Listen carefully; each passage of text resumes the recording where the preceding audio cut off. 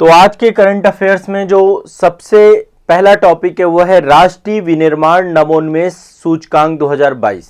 ठीक है, एक सूचकांक है राष्ट्रीय विनिर्माण, विनिर्माण समझते हैं जो मैन्युफैक्चरिंग सेक्टर को लेकर के होता है। नवोन्मेष, नवोन्मेष लाइक इनोवेशन है ना, नवाचार। तो राष्ट्रीय विनिर्माण नवोन्मेष सूचकांक 2022 दरअसल ये जारी किया जाता है, एक संस्था है आपकी, यूनाइटेड नेशन की है, United Nation Industrial Development Organization. ठीक है, सबसे पहले सूचकांक कौन सा है आपका, ये सूचकांक के बारे में आप लिख लीजिए, लिखे राष्ट्रीय विनिर्माण नवोन्मेष सूचकांक, राष्ट्रीय विनिर्माण नवोन्मेष सूचकांक 2022, राष्ट्रीय विनिर्माण नवोन्मेष सूचकांक 2022। ठीक है, ये जारी होता है अप्रैल 2023 में। कब जारी होता है ये आपका? अप्रैल 2023 में जारी होता है राष्ट्रीय विनिर्माण नवोन्मेष सूचकांक। ठीक है, तैयार कौन करता है? मैंने आपको बताया यूनाइटेड नेशन की एक संस्था है जिसका नाम है यूनिडो। ठीक है, हम इसको यूनिडो भी बोलते हैं, UNIDO। फुल फॉर्म यूनिडो का क्या है? United Nation Industrial Development Organization. ध्यान रखिएगा, इसकी स्थापना 1966 में की गई थी। इसका मुख्यालय वियना में है। वियना के बारे में आप सभी जानते हैं, ऑस्ट्रिया की राजधानी, ऑस्ट्रिया वियना है ना। तो यूनिडो आपका United Nation Industrial Development Organization है। ठीक है, इसके द्वारा जारी किया गया। उद्देश्य यही है कि मतलब जितने भी राष्ट्रीय स्तर पे, मतलब जो भारत के अंतर्गत हैं, भारत की बात करते हैं यहाँ पे, तो भारत के जितने राज्य हैं, केंद्र शासित प्रदेश हैं, वहाँ पर विनिर्माण को लेकर के क्या इस समय कल्चर डेवलप हो रहा है, कैसा वहाँ पे नवाचार चल रहा है। तो इसमें 28 राज्य और 6 केंद्र शासित प्रदेशों को शामिल किया गया है। 28 राज्य और 6 केंद्र शासित प्रदेशों को इसमें शामिल किया गया है और इसमें श्रेणी बनाई गई है। देखिए श्रेणी क्या बनाई गई, एक तो ओवरऑल श्रेणी बनाई गई है जिसको हम बोलते हैं समग्र श्रेणी। मैं एक बार यहाँ पे लिख देता हूँ। पहली श्रेणी है आपकी समग्र श्रेणी, समग्र मतलब ओवरऑल। ठीक है, फिर बड़े राज्यों की श्रेणी अलग है, जो बड़े राज्य हैं उनकी श्रेणी अलग की गई है। ठीक है, बड़े राज्यों के अलावा जो पहाड़ी राज्य हैं, पर्वतीय राज्य हैं, उनकी श्रेणी अलग की गई है, पर्वतीय राज्यों की श्रेणी अलग की गई है। और जो केंद्र शासित प्रदेश हैं, यूनियन टेरिटरी हैं, तो ये 4 श्रेणियां यहाँ पर विभाजित किया गया है और रैंकिंग प्रदान की गई है। ठीक है, तो यदि हम समग्र की बात करें ओवरऑल श्रेणी पे, तो ओवरऑल श्रेणी पे नंबर 1 पे आपका स्टेट है कर्नाटक। समग्र श्रेणी पे नंबर 1 स्टेट है आपका इस सूचकांक पे कर्नाटक। कौन सा? नंबर 1 है कर्नाटक। ठीक है, बड़े राज्यों की बात करें तो बड़े राज्यों में टॉप 3 आपके कर्नाटक, तेलंगाना और तमिलनाडु। बड़े राज्यों में कर्नाटक, तेलंगाना। आप सभी को चीजें स्पष्ट है ना? हाँ, ठीक है, बड़े राज्यों में कर्नाटक, तेलंगाना और तीसरा है आपका तमिलनाडु, तमिलनाडु। ठीक है, इसके बाद पर्वतीय राज्यों में टॉप 3 है आपके, पर्वतीय राज्यों में उत्तराखंड है, फिर हिमाचल प्रदेश है, उत्तराखंड है, फिर हिमाचल प्रदेश है, हिमाचल प्रदेश। मतलब एक तरीके से जो विनिर्माण इंडस्ट्री है ना, उसको लेकर के क्या नवाचार हो रहा है, इनको लेकर के डिस्कशंस हैं। और इसके बाद असम आता है आपका, उत्तराखंड, हिमाचल प्रदेश, फिर है आपका असम, असम आता है। और यदि हम केंद्र शासित प्रदेश की बात करें तो नंबर 1 में आपका दादरा और नागर हवेली है, दादरा एवं नागर हवेली। ये अब दमन द्वीप के साथ मिल गई है तो वही आपका पूरा एक साथ ही हो जाएगा। दादरा एवं नागर हवेली दमन द्वीप पूरा ही नाम है इसका, दमन द्वीप भी कर दीजिए इसको। ठीक है, दादरा एवं नागर हवेली दमन द्वीप, इसको पूरा ही हम बोलते हैं। ठीक है, स्पष्ट है सभी को, क्लियर है? बहुत इसमें बड़ी चीज नहीं है, सिंपल सा है। एक सूचकांक है राष्ट्रीय विनिर्माण नवोन्मेष सूचकांक, अप्रैल 2023 में जारी हुआ था, यूनिडो ने जारी किया था, United Nation Industrial Development Organization ने। और इसमें 4 कैटेगरी थी आपकी। एक तो ओवरऑल में कर्नाटक है, बड़े राज्यों में कर्नाटक, तेलंगाना, तमिलनाडु है। ठीक है, इसको लेकर के भी डिस्कस हुआ है, तो आप लोग एक बार, हाँ, पर्वतीय राज्यों में उत्तराखंड, हिमाचल और असम, और इसमें यूटी आपका दादरा। ठीक है, चलिए भाई अगले पे चलते हैं। नेक्स्ट अगली जो है एक मीटिंग है व्यापार और निवेश को लेकर के। आपको पता है कि भारत जो है लगातार प्रयास कर रहा है कि विश्व के अन्य देशों के साथ इन्वेस्टमेंट हो सके। तो ये कनाडा के साथ मंत्रिमंडल स्तरीय मीटिंग हो रही है, और ये आपको पता है कि हमारे जो केंद्रीय वाणिज्य और उद्योग मंत्री हैं, इनका नाम है पीयूष गोयल साहब, और ये कनाडा की अंतर्राष्ट्रीय व्यापार, निर्यात, संवर्धन और लघु व्यवसाय विकास मंत्री हैं मैरी एंग्स। क्या नाम है इनका? मैरी एंग्स। मैरी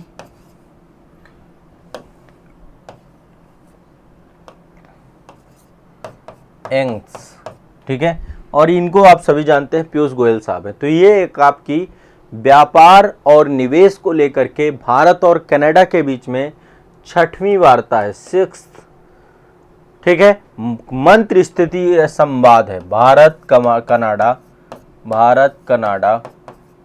मंत्रिमंडल स्तरीय, मंत्रिमंडल मतलब कैबिनेट के बारे में आप सभी जानते हैं, मंत्रिमंडल स्तरीय संवाद,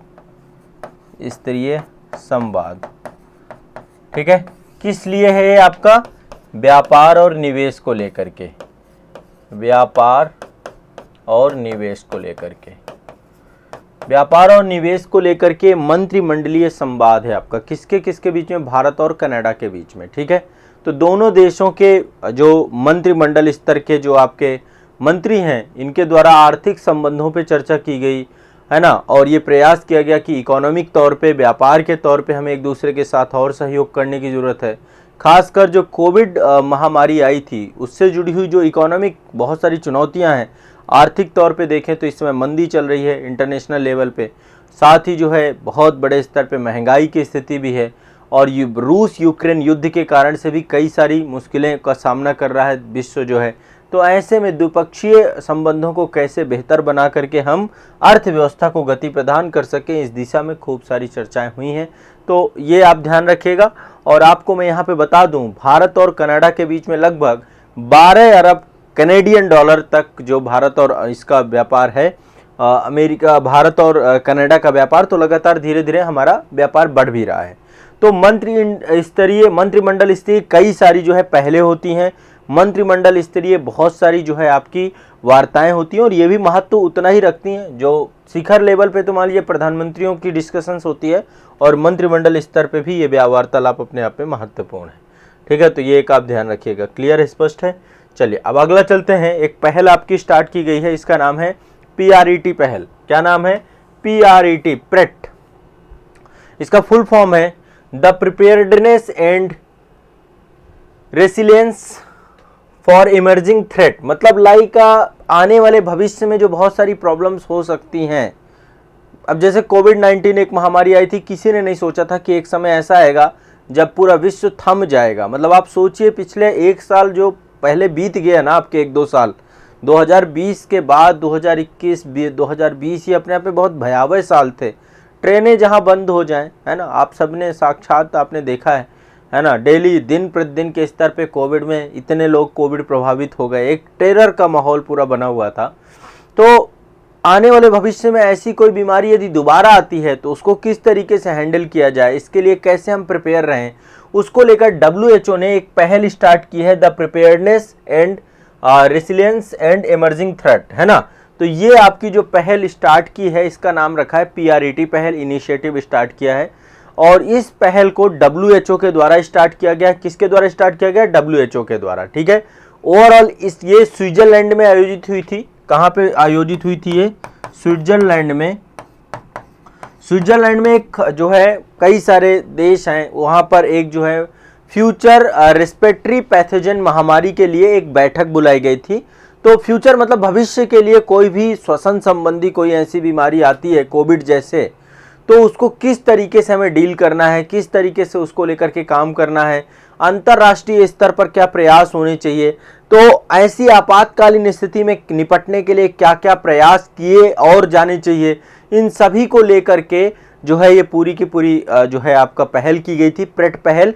तो कोविड-19 जैसे भविष्य में होने वाले किसी भी खतरे से निपटने के लिए, उसके बेहतर तैयारी करने के लिए, चाहे वो कोरोना वायरस हो, चाहे वो कोई आने वाले समय पे अन्य कोई भी बीमारी हो, तो उस बीमारी से निपटने के लिए क्या योजनाएं बननी चाहिए, कैसे इस आपदा और संकट को दूर करना चाहिए, कैसे जो है कोविड-19 से प्रभावित लोग या आने वाले समय पे कोई भी इस तरीके की डिजीज से प्रभावित लोगों के बीच में एक कोऑर्डिनेशन बनाना चाहिए, कैसे इस क्षेत्र में निवेश आना चाहिए, वित्त पोषण कैसे होगा, इसका ऑब्जर्वेशन निगरानी कैसे करेंगे, कैसे ये सारे कार्य करेंगे।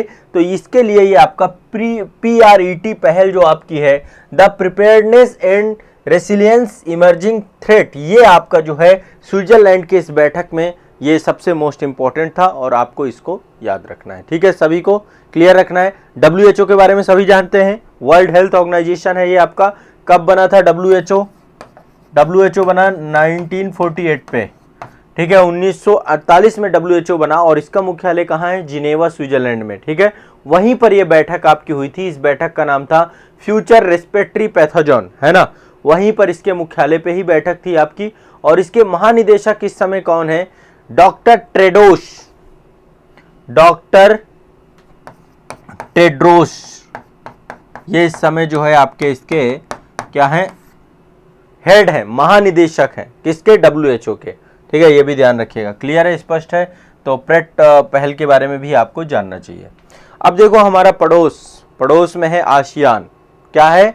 आसियान कंट्रीज हैं, बहुत सारी कंट्रीज हैं, 10 कंट्रियां हैं यहाँ पे। ये कंट्री हैं कुछ इस तरीके से, ये आप मानचित्र देख रहे हैं ना, है ना, ये भारत का नॉर्थ ईस्ट है, असम वाला एरिया है, और असम के बाद अरुणाचल प्रदेश, नागालैंड, मणिपुर, मिजोरम ये स्टेट लगे हैं। फिर इससे ये म्यांमार आप देख रहे हैं, लाओस देख रहे हैं, थाईलैंड देख रहे हैं, कंबोडिया देख रहे हैं, है ना, वियतनाम देख रहे हैं, इधर मलेशिया है, इधर सिंगापुर है, इधर नीचे इंडोनेशिया है, ये द्वीप है फैले हुए हैं, इधर फिलीपींस है।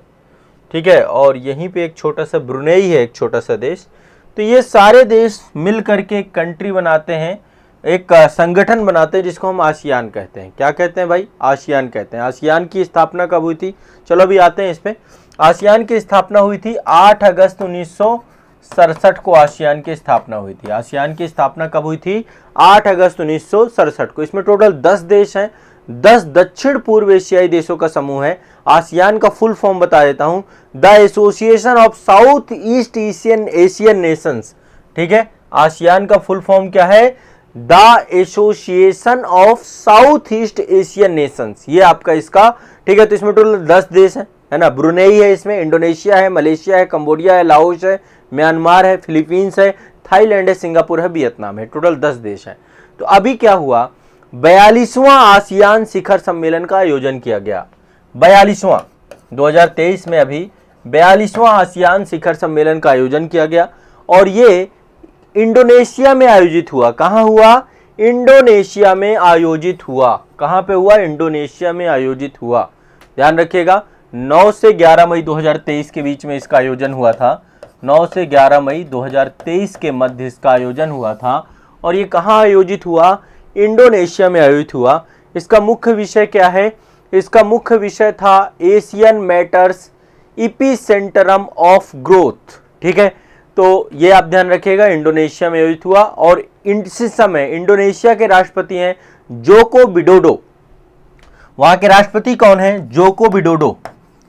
जोको विडोडो इंडोनेशिया के राष्ट्रपति हैं, जोको विडोडो। तो निश्चित तौर पे जो राष्ट्रपति हैं, राष्ट्राध्यक्ष हैं, वही अध्यक्षता करते हैं।